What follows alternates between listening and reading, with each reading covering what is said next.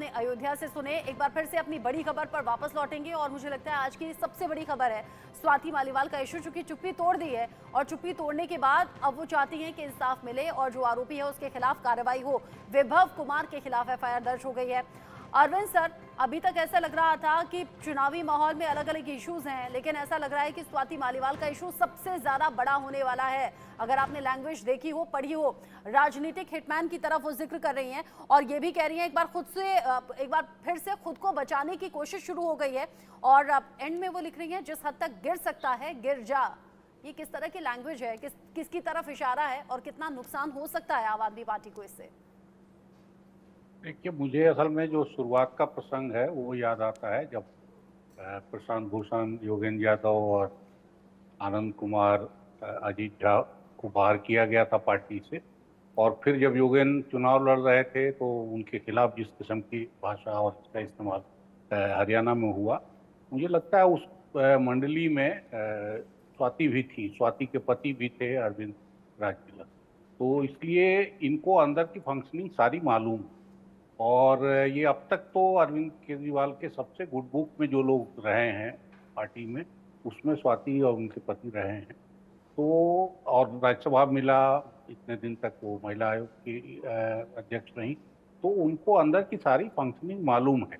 और अगर अभी अरविंद या पार्टी का जो भी खेमा आप कहिए, इंडिविजुअल या ग्रुप, उनसे नाराज है, खासतौर से मेरे ख्याल से अरविंद की गिरफ्तारी पे इन लोगों ने जिस तरह से चुप्पी साध ली उस सवाल पे, तो उसको लेके फिर खुल के बोलना चाहिए।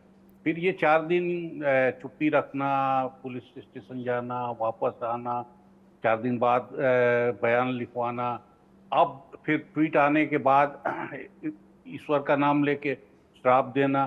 कोई स्वाति ऐसी सामान्य लड़की नहीं है मेरे ख्याल से, पर्याप्त मजबूत, होशियार और राज्यसभा की सदस्य। सबसे बड़ी बात यह है कि वो राज्यसभा की सदस्य है, तो उनके साथ अगर बदतमीजी इस दिल्ली शहर में सीएम हाउस में हुआ है तो उनको खुल के सामने आके बोलने में कोई परहेज नहीं करनी चाहिए। और जितनी देर वो कर रही हैं, इसका मतलब कि वो कोई और चैनल खोल के भी बात कर रही हैं उस तरफ भी।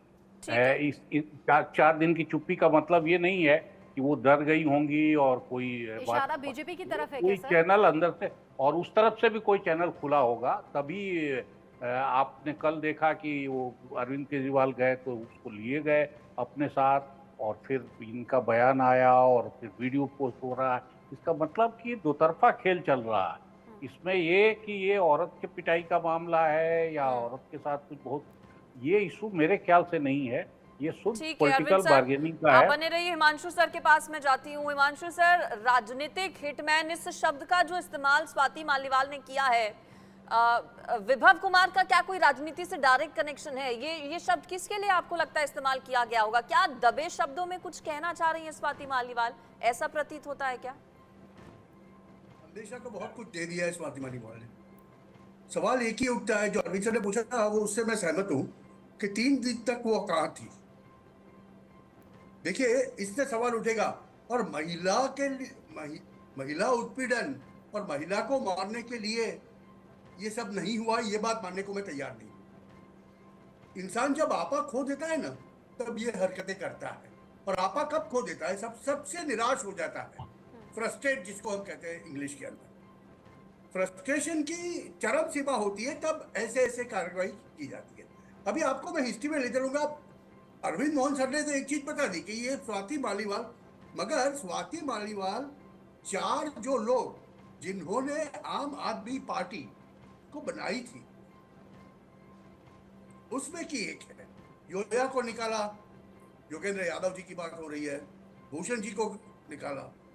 अभी अंदरूनी राज जो है, अंदरूनी राज तो स्वाति मालीवाल जानती है। और दूसरी बात ये, मेरा तो मूलतः सवाल है सर कि ये क्यों हुआ। उस दिन सुबह 9:30 बजे वो मुख्यमंत्री के घर में गई।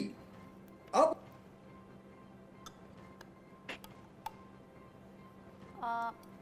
हिमांशु जी, आपकी आवाज आनी बंद हो गई है, दोबारा से हम रिकनेक्ट करने की कोशिश करते हैं। हाँ, ऑडियो में कुछ प्रॉब्लम है, आपका वीडियो भी फ्रीज हो रहा है, दोबारा से रिकनेक्ट करेंगे।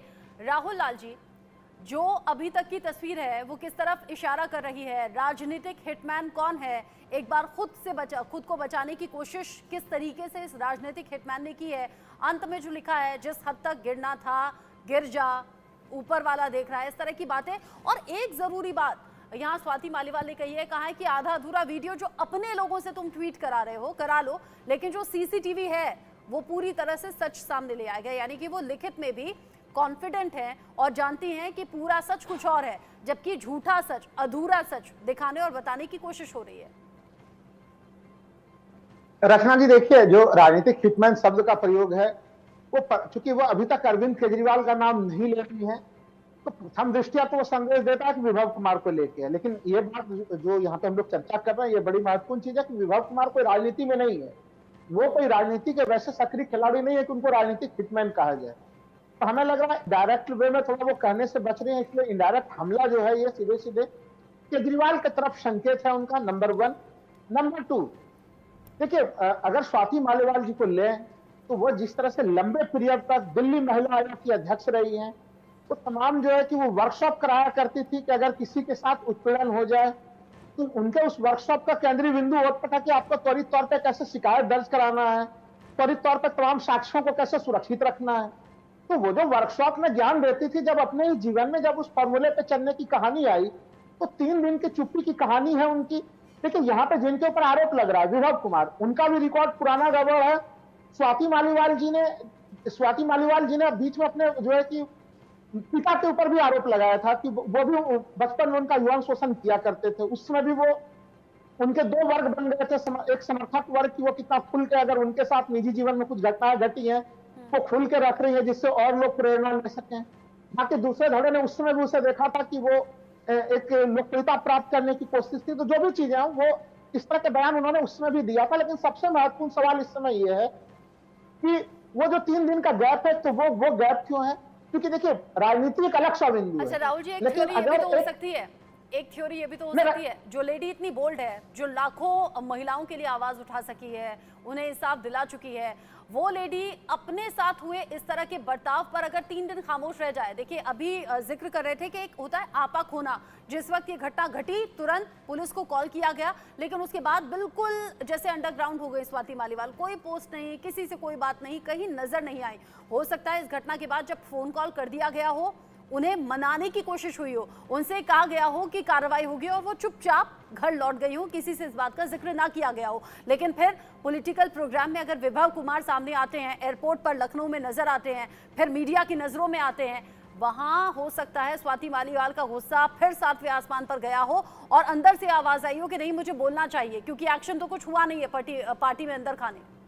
मैं केवल एक लाइन कहूंगा, रचना जी आप बिल्कुल सही कह रही हैं, लेकिन स्वाति मालीवाल का गुस्सा तब भी नहीं फटा। उनका गुस्सा तब फटा जबकि एक वीडियो आया। देखिए ये मैं भी मानूंगा कि ये वीडियो एक छोटा सा वीडियो, उससे ज्यादा क्लियरिटी नहीं आ रही है, लेकिन जब वो वीडियो दूसरे खेमे के द्वारा सामने में आया तब स्वाति मालीवाल का गुस्सा फूटा। हालांकि मैं इस चीज से सहमत हूं कि वहां पे उस समय क्या घटनाक्रम घटी वो सीसीटीवी फुटेज से ही सब कुछ सामने का सामने आएगा। लेकिन यह घटनाक्रम केवल महिला उत्पीड़न की दृष्टि से मैं भी मानने के लिए तैयार नहीं हूँ। महिला उत्पीड़न का मामला है, इसमें हो भी सकता है, मैं इनकार नहीं करता। उन्होंने कम से कम पुलिस में उन्होंने शिकायत दर्ज कराई है जिसकी सराहना की जानी चाहिए, तो वो उन्होंने शिकायत दर्ज करा दी है।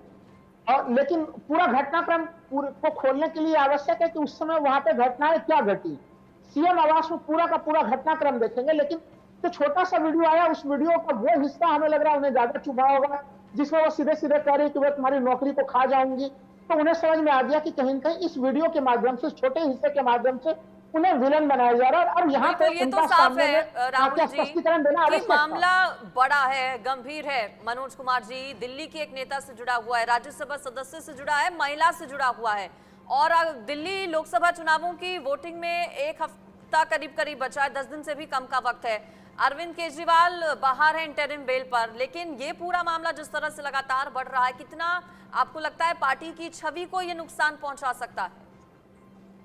देखिए अंजलि जी, मैं सबसे पहले कहूंगा कि ये घटना नहीं है बल्कि ये विभत्स दुर्घटना है, क्योंकि स्वाति मालीवाल जिस प्रकार की महिला है वो एक महिला है, लेकिन सशक्त महिला है, एक राज्यसभा की सदस्य हैं और उसके पहले दिल्ली प्रदेश महिला आयोग की अध्यक्ष भी रह चुकी हैं। और पीसीआर में ऑब्वियसली कि जो घटना घटी, उन्होंने फोन पे जो उनका रिकॉर्ड पीसीआर में हुआ है उसमें ऑब्वियस है कि ये कहा गया कि केजरीवाल के सहायक उनके कहने पे किया गया, लेकिन अभी तक जो रिपोर्ट आया है उसमें वो केजरीवाल का नाम नहीं ले रही है। मुझे लगता है कि आप समझ सकते हैं उनके जो पूर्व जो पति हैं उनका भी स्टेटमेंट आया है कि उसको जान का भी खतरा है। तो मुझे लगता है कि इस दृष्टिकोण से भी देखना चाहिए कि उनके ऊपर कहीं ना कहीं दबाव है जिसके चलते वो 3 दिन का समय ली। और आज आप देख सकते हैं कि जिस प्रकार से कल केजरीवाल जी को अगर आप देखिए तो हमेशा वो मुंह से ही बोलते थे और मुंह से ही हमेशा सबके बारे में बोला है, और आज उस घटना के बाद से उनका बॉडी लैंग्वेज अगर आप देखिए तो किस प्रकार से बदला हुआ दिख रहा है। जिस प्रकार से वो उत्तर प्रदेश में अखिलेश जी के साथ जो प्रेस कॉन्फ्रेंस कर रहे थे और जब स्वाति जी का जब क्वेश्चन आया तो उन्होंने किस प्रकार से अपना माइक दूसरे तरफ किया, और वहां उनका चेहरा को अगर आप रीड करती हैं, उनके बॉडी लैंग्वेज को रीड करती हैं, अच्छी बात तो है कि कहीं ना आप कहीं इतनी देखिए बारीकी से बॉडी लैंग्वेज को नोटिस कर रहे हैं या फिर उनका चेहरा पढ़ रहे हैं। और जैसा आपने शुरू में कहा, ये कोई घटना नहीं है, तो विभत्स घटना है, इसकी जितनी निंदा हो उतनी कम है, बिल्कुल ठीक बात है। लेकिन ऐसा ही रवैया आपको बृजभूषण शरण सिंह पर और प्रज्वल रेवन्ना जैसे नेताओं पर भी जब इस तरह के आरोप लगते हैं या आरोप तय हो जाते हैं तब भी ऐसा ही रुख रखना चाहिए, ऐसी उम्मीद हम करते हैं। चूंकि स्वाति मालीवाल का मामला बहुत बड़ा है और लगातार इस पर एक एक अपडेट इंडिया न्यूज आप तक पहुंचा रहा है, तो स्वाति मालीवाल तक इंडिया न्यूज भी पहुंचा है। स्वाति मालीवाल मामले में हमारी सहयोगी मेहंदी गर्ग ने दिल्ली बीजेपी अध्यक्ष वीरेंद्र सचदेवा के साथ खास बातचीत की, एक बार वो सुनिए। हमारे साथ बात करने के लिए मौजूद हैं दिल्ली प्रदेश अध्यक्ष बीजेपी के वीरेंद्र सचदेवा जी। सर, जिस तरीके से स्वाति मालीवाल का जो पूरा ये कंट्रोवर्सी है, ये तूल पकड़ रहा है, तो एफआईआर अब दर्ज हो चुकी है, आप बीजेपी का क्या स्टैंड है? लगातार प्रदर्शन भी किया जा रहा है। ये कंट्रोवर्सी नहीं है। स्वाति मालीवाल के साथ जो घटना घटी है दुर्भाग्यपूर्ण है, शर्मनाक है, और जिन धाराओं में मुकदमा दर्ज हुआ है वो धाराएं बहुत गंभीर हैं। तो ऐसे में उस अपराधी विभव कुमार को तुरंत गिरफ्तार करना चाहिए, लेकिन अरविंद केजरीवाल उसे शरण दे रहे हैं, उसे अपने साथ हवाई जहाज में घुमा रहे हैं, उसे बचाने की कोशिश कर रहे हैं, क्योंकि विभव कुमार अरविंद केजरीवाल के हर भ्रष्टाचार का राजदार है। तो अरविंद केजरीवाल उसे बचाने के लिए किसी भी हद तक जाएंगे, ऐसी मेरी आशंका है। हो सकता है पंजाब या किसी अन्य प्रांत में छुपाने की कोशिश भी करें। सर, कल जिस तरीके से एक पिक्चर वायरल हो रही थी विभव कुमार की कि वो प्रेस कॉन्फ्रेंस के दौरान उनके साथ मौजूद थे, उसके बाद संजय सिंह ये कहते हैं कि संज्ञान लिया जाएगा आम आदमी पार्टी की तरफ से, लेकिन प्रेस कॉन्फ्रेंस में अरविंद केजरीवाल चुप्पी साध लेते हैं इस मुद्दे पर। संजय सिंह ने सबकी आंखों में धूल झोंकने की कोशिश की है। 3 दिन पहले खुद संजय सिंह आकर कहते हैं कि हाँ, मुख्यमंत्री आवास में ये घटना घटी है, मुख्यमंत्री ने संज्ञान लिया है और कड़ी कार्रवाई करेंगे। और वो कार्रवाई ये की कि उसे अरविंद केजरीवाल अपनी गोद में लेके हवाई जहाज में घूम रहे हैं। कल लखनऊ में थे तो सुना आज पंजाब में है।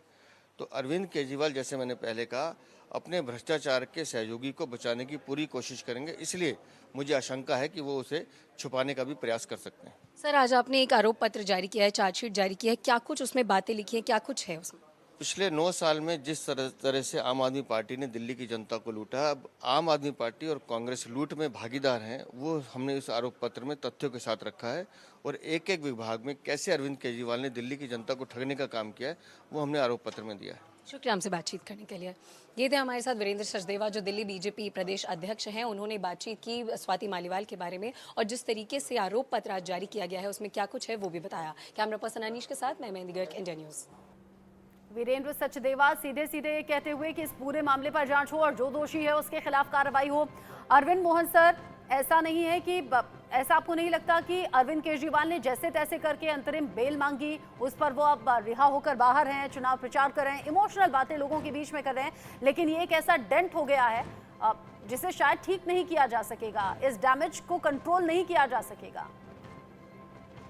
निश्चित रूप से बेल पे बाहर हैं और उसमें ये घटना हो जाए तो ये मुश्किल होगी काफ़ी, चुनाव संभालना भी और अपने मुकदमे को भी संभालना, क्योंकि मुकदमा भी उनका कोई हल्का नहीं है, पर्याप्त सीरियस है। और हम लोग ईडी के कार्यपद्धति पे सवाल उठाते रहे हैं बार बार। इसके बावजूद ये है कि अगर अदालत उनको अब तक रखे हुई थी हिरासत में और तो अदालत के हिसाब से भी लगता है कि मामले में सीरियस चीज़ें हैं जो अदालत को ईडी उनको जो दे रही है उसमें गंभीरता है। तो ऐसी स्थिति में अगर जमानत पे बाहर आने के बाद इस तरह की घटना होती है तो ये सीरियस है। आपकी लड़ाई, मैं तो मानता हूं कि वो लड़ाई जैसी सीरियस है उससे ज़्यादा सीरियस ये है कि स्वाति मालीवाल जो शुरू से अरविंद के गुड बुक में थी, और उस पोट्री मैं कहूँगा, गुड बुक भी नहीं, क्योंकि डेमोक्रेटिक फंक्शनिंग कुछ इस किस्म की नहीं है, और स्वाति को क्यों अरविंद या सर, ये उनके पति खबरें को बहुत क्यों ज्यादा बार-बार हैं कि स्वाति मालीवाल की सीट जाने वाली थी, किसी और कैंडिडेट को देने पर विचार चल रहा था, इस वजह से भी ये सियासत इतना ज्यादा गरमाई है। वही उनको जो चीजें मिली हैं वो भी मेरे ख्याल से बहुत सामान्य नहीं है। और फिर जो कदम अब सुनाई पड़ रहा है कि उनकी सीट लेके इसको दे दी जाएगी, वो सब भी असामान्य है। फिर वो जो विरोध करने गई, मान लीजिए इन सब चीजों का, एक तो यही कि अरविंद की गिरफ्तारी पे वो कहाँ थी, वो कहीं नजर, वो राघव चड्ढा, कई इवन ये हमारे हरभजन सिंह क्रिकेटर, ये सब लोग जो राज्यसभा में आए थे और इनकी किसी का पता नहीं है। तो या तो इनकी अरविंद के कामकाज से या इस मामले से असहमति है, तो वो भी जाहिर करना चाहिए। फिर अगर वो अपनी नाराजगी दर्शाने गई सीएम हाउस पे, क्या सोच के गई, क्या गई, 3 दिन फिर क्यों चुप रह गई, क्यों चुप्पी लगा ली? उन पे भी दबाव आ रहा होगा कि तुम वापस मामला ले लो, और जो भी रिश्ते हैं पुराने उन सब का दबाव आता है।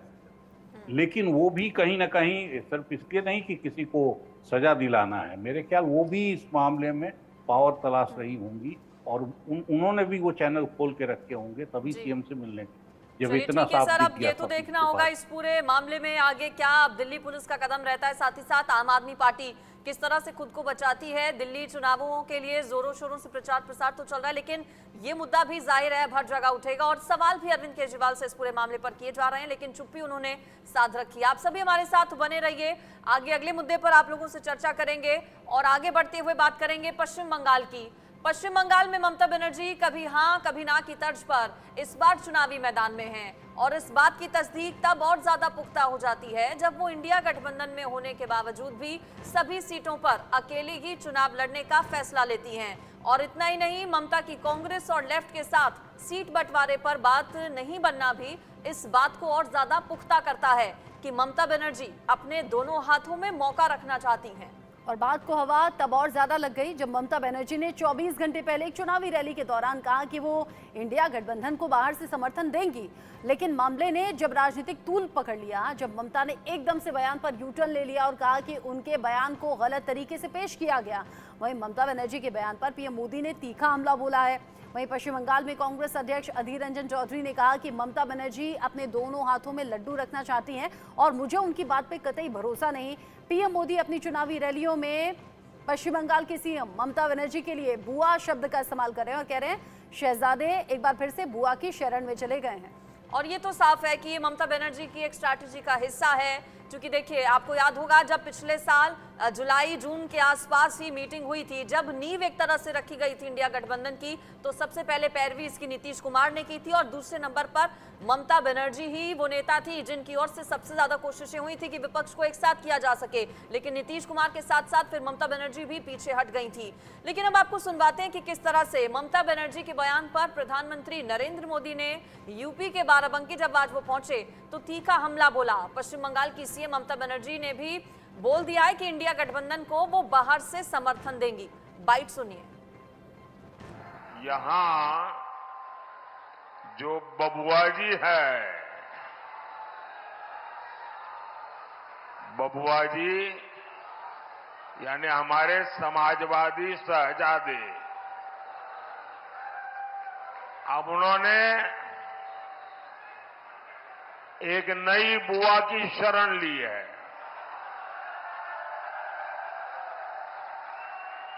ये उनकी नई बुआ जी है बंगाल में। अरे बंगाल वाली बुआ जी ने कह दिया है, इंडी वालों को कहा है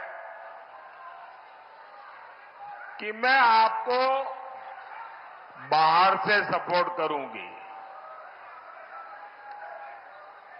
इंडी गठबंधन की एक और पार्टी ने दूसरी को कह दिया है, खबरदार जो हमारे खिलाफ पंजाब में बोला, पीएम पद को लेकर भी सब मुंगेरी लाल को भी पीछे छोड़ रहे हैं। प्रधानमंत्री नरेंद्र मोदी अपने ही अंदाज में एक के बाद एक पलटवार करते हुए और चुनाव तक जब तक खत्म होंगे तब तक यही माहौल छाया रहेगा, बना रहेगा। इस वक्त हमीरपुर में पीएम मोदी संबोधित कर रहे हैं चुनावी रैली को, एक बार सुन लेते हैं। सपा कांग्रेस को ये पाप करने देंगे क्या? साथियों, इतना ही नहीं, अब ये संविधान बदलकर एससी, एसटी, ओबीसी का पूरा आरक्षण मुस्लिमों को देना चाहते हैं। मैंने समाजवादी पार्टी से कहा था, अरे आप तो दिन रात पिछड़ों की बातें करते हो, पिछड़ों की राजनीति करते हो, आप तो हिम्मत करके ये पिछड़ों के साथ जो अन्याय करने का षड्यंत्र चल रहा है, पिछले दरवाजे से पिछड़ों का आरक्षण लूटने का जो जाल बिछाया जा रहा है, जरा उसका विरोध तो कीजिए। लेकिन ये सपा वाले मुंह पर ऐसा ताला लगा के बैठ गए, ऐसा ताला लगा करके बैठ गए कि वो बोलने को तैयार नहीं है। क्या ये सपा वालों को भी माफ कर सकते हैं क्या? साथियों, कांग्रेस आपका आरक्षण खत्म कर रही है और सपा उसका समर्थन दे रही है। और किसकी खातिर?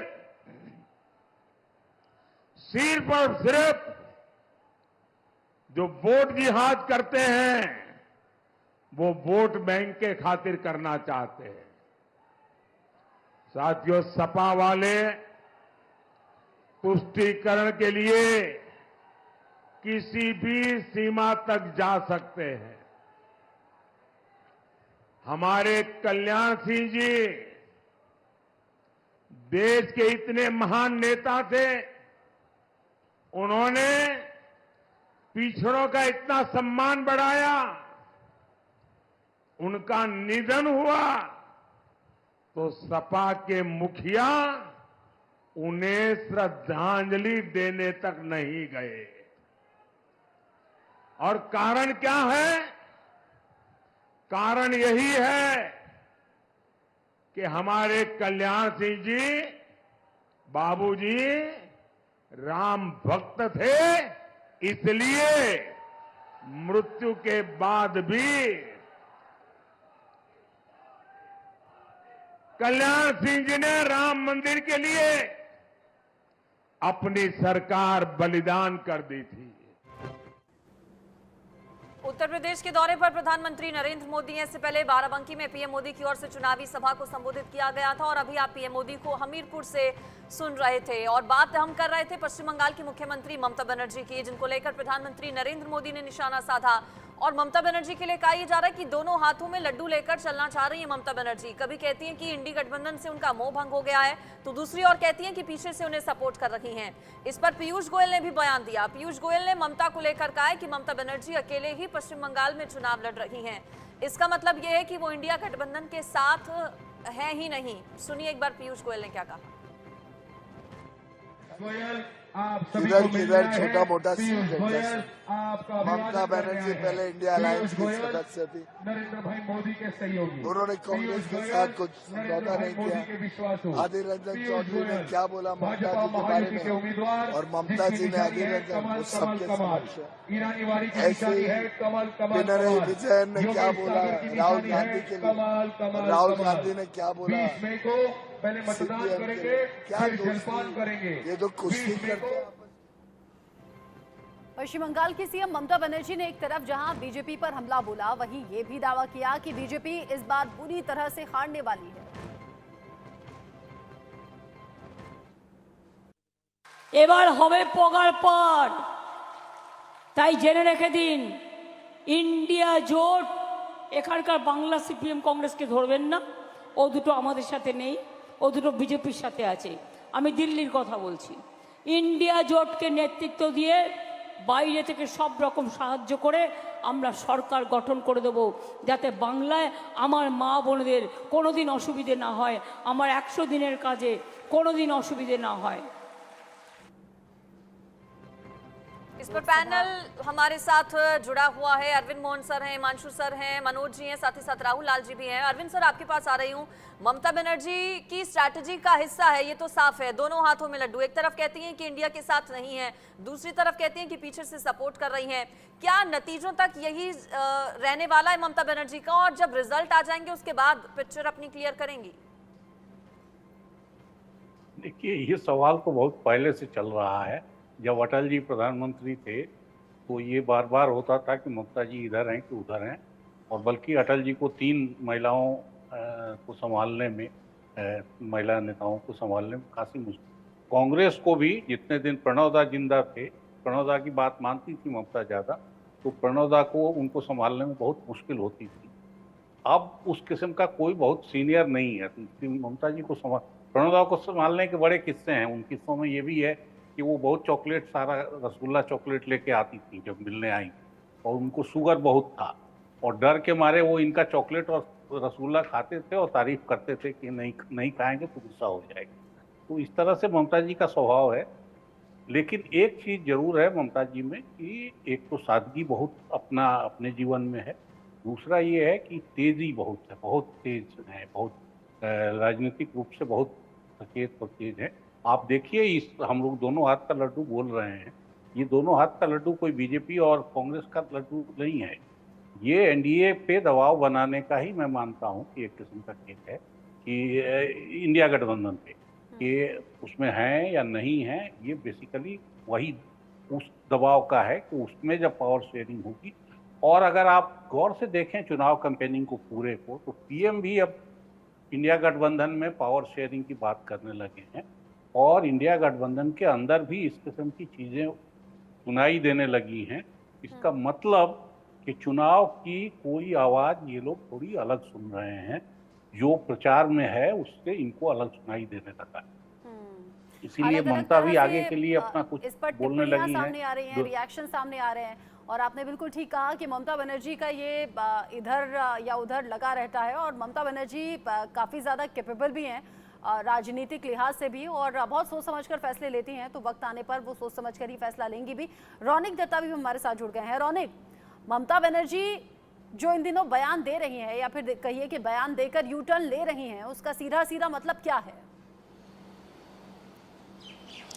एकदम देखिए, ममता बनर्जी की तरफ से जिस तरीके का बयान इस चुनाव के माहौल में दिया जा रहा है, उसमें एक बात साफ है कि बंगाल में गठबंधन में कांग्रेस सीपीएम के साथ तृणमूल का गठबंधन नहीं हुआ, मगर देश में जो इंडी गठबंधन का बात चल रहा था उसमें टीएमसी का हिस्सा रहेगा, टीएमसी शामिल भी रह सकते हैं, ऐसा ममता बनर्जी की तरफ से इशारा में समझा दिया है। ममता बनर्जी का पहला जो बयान था उसमें बोला जा रहा था कि इंडी गठबंधन को पीछे से सपोर्ट करेगा तृणमूल कांग्रेस। दूसरी तरफ ममता बनर्जी ने कहा कि इंडी गठबंधन का जो आइडिया, ये आइडिया ममता बनर्जी का ब्रेन चाइल्ड है, यानी इंडी गठबंधन को लेकर ममता बनर्जी स्पष्ट है कि बंगाल में इंडी गठबंधन का जो हिस्सा था, कांग्रेस के साथ जो गठबंधन का बात चल रहा था वो नहीं हुआ, मगर देश भर में इंडी गठबंधन में शामिल रहेगा टीएमसी।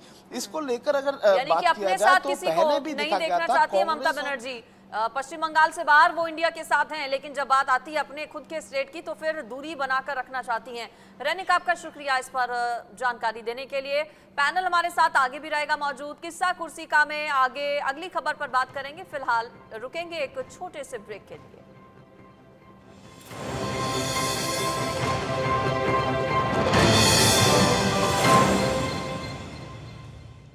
को-पावर्ड बाय